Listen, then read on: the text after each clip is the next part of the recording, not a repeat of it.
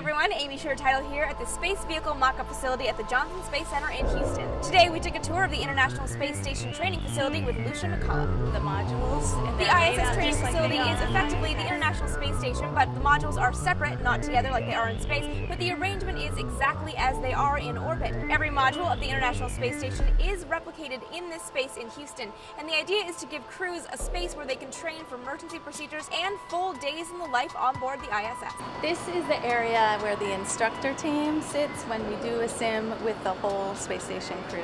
And the instructor team can stay out here so that the crew members that are inside the mock-ups can be viewed by these remote cameras, but we don't have to be right in there next to them. So it feels a little bit more like the space environment in which they're kind of on their own, like they would be on ISS, and then they can practice coordinating with the ground.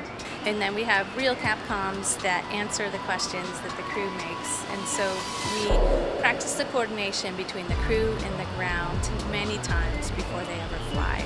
Right now on the International Space Station, the Year in Space experiment is just past the halfway mark, where one astronaut and one cosmonaut are spending an entire year in orbit. This is definitely a stepping stone to Mars in lots of different ways. So we have crew members that live in space for 6 months, or this year we have 2 crew members living there for a whole year.